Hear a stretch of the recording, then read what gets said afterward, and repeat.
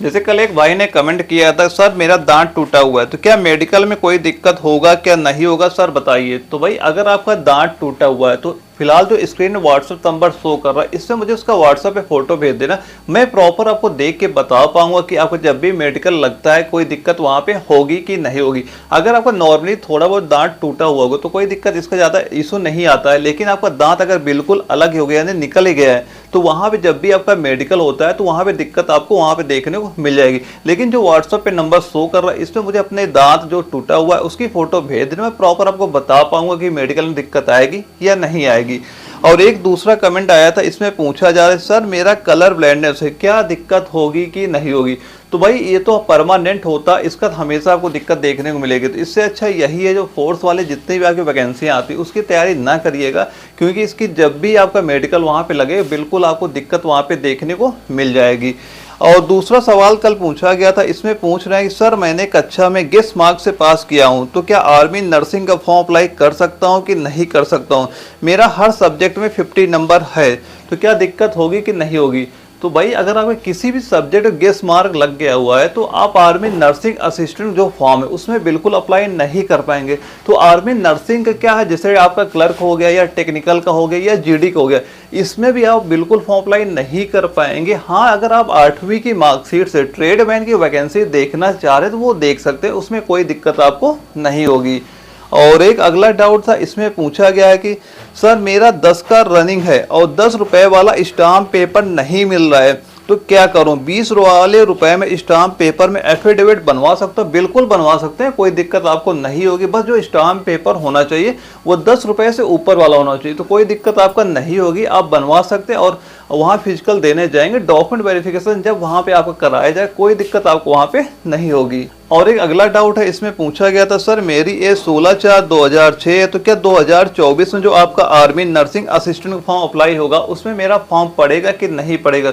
तो बिल्कुल आपका फॉर्म अप्लाई हो जाएगा, तैयारी करते रहिए, क्योंकि जैसे इसका नोटिफिकेशन आपका आएगा ज़्यादा टाइम आपका रिटन एग्जाम का नहीं मिलेगा, तो अभी से तैयारी करते रहिएगा। और अगला डाउट है, इसमें पूछा जा रहा है सर न्यू आधार कार्ड बनवा के भर्ती नहीं देख सकते हैं क्या। तो ये काफ़ी लड़कों के साथ हो रहा है कि लड़के क्या कर रहे हैं हाई स्कूल इंटर दोबारा कर लेते हैं और उनका डीओबी में दिक्कत हो रही है, और वो क्या करते हैं कहीं पे बात करते हैं और वहाँ पे ये बताते हैं कि नया आधार कार्ड बनवा लीजिए फिर वैकेंसी देख सकते हैं। तो पहली बात आपको ये बता देता हूँ कि आपका जो आधार कार्ड होता है ये दोबारा से नहीं बनता है। अगर कोई कह भी रहा है कि हम तुम्हारा नया आधार कार्ड बनवा देंगे वहाँ से आप भर्ती देख लीजिएगा, तो भाई उनकी बातों पर बिल्कुल नहीं आना, अपने पैसे वहाँ पे बिल्कुल नहीं फंसाने, क्योंकि दोबारा आपका आधार कार्ड नहीं बनता है। आधार कार्ड केवल आपका करेक्शन ही होता है और वो भी डीओबी में केवल आपका एक ही बार करेक्शन होता है। अगर आपने पहले भर्ती देख रहे हैं, अगर आप दोबारा हाई स्कूल इंटर करके अपने डेट ऑफ बर्थ चेंज भी करा लेते हैं ना, तो जब भी आप भर्ती जब भी देखने जाएंगे वहाँ पे जब आपका डीबी होता है यानी डॉक्यूमेंट वेरिफिकेशन होगा आपको वहाँ पे, बिल्कुल आपको वहाँ पे दिक्कत देखने को मिल जाएगी। तो भाई इससे अच्छा यही है कि अगर आपकी एज खत्म हो गई है तो दूसरी वैकेंसियाँ हो उसकी तैयारी कर लीजिए जिसमें आपकी एज हो रही हो। और अगला डाउट है, इसमें पूछा जा रहा है कि सर नर्सिंग में फिजिकल और रिटन दोनों के मार्क्स मिलते हैं कि नहीं मिलते हैं। तो भाई केवल आपका जो आर्मी नर्सिंग असिस्टेंट का एग्जाम होता है वहाँ पे जो आपका रिटन एग्जाम होता है केवल उसी के आपके नंबर मिलते हैं, फिजिकल कोई नंबर आपको नहीं मिलता है। फिजिकल केवल आपको क्वालिफाई ही वहाँ पे करना पड़ता है, लेकिन जो टोटल मेरिट आपकी बनती है वो केवल आपके रिटन एग्जाम बेस पर ही बनती है।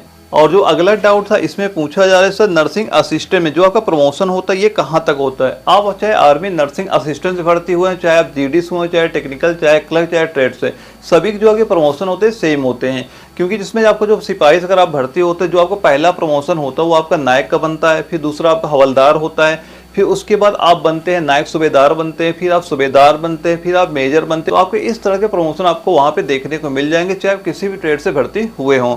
और अगला डाउट है, इसमें पूछा जा रहा है सर आर्मी नर्सिंग के एक एआरओ से कितने बच्चे का भर्ती करता है। तो आर्मी नर्सिंग असिस्टेंट जो आपका मेन कट ऑफ आती है वो आपकी जेडारो वाइज ही कट ऑफ आपकी इसकी बनती है।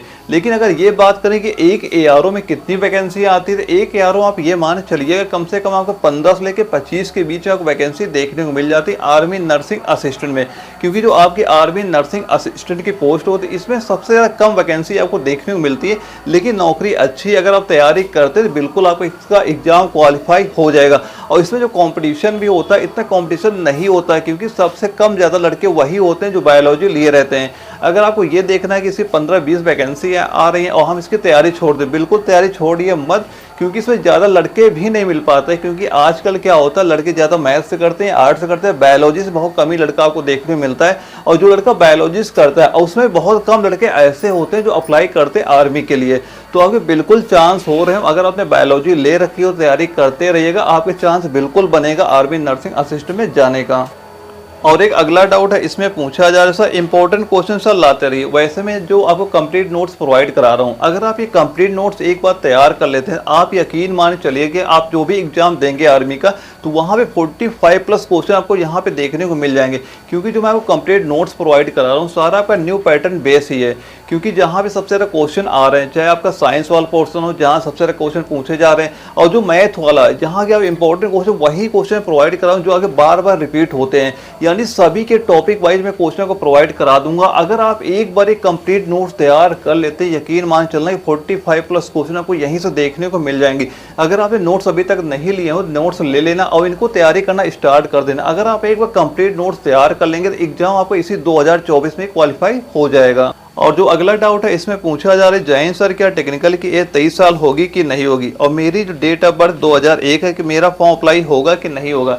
तो जो आपकी आने वाली टेक्निकल की वैकेंसी है, इसमें जो आपकी एज है मिनिमम आपकी 17.5 साल है, और जो आपकी मैक्सिमम एज है आपकी 21 साल है। यानी कि कोई छूट आपको नहीं मिलेगी जो कि आपका फॉर्म आर्मी टेक्निकल में अप्लाई हो। तो अदर जो वैकेंसी है आप उसकी तैयारी कर सकते हैं। तो यही सारे डाउट्स है जो लड़कों ने पूछे थे। अगर आपका भी कोई डाउट होता है तो आप हमें कमेंट बॉक्स में अपना डाउट भेज सकते हैं, उसका मैं सोल्यूशन बिल्कुल आपको प्रोवाइड करा दूंगा। हाँ, अगर आपने नोट्स अभी तक नहीं लिए, नोट्स ले लीजिएगा और तैयारी करना स्टार्ट कर देना। अगर आप नोट्स एक बार तैयार कर लेंगे तो इसी साल आपका एग्जाम क्वालिफाई हो जाएगा।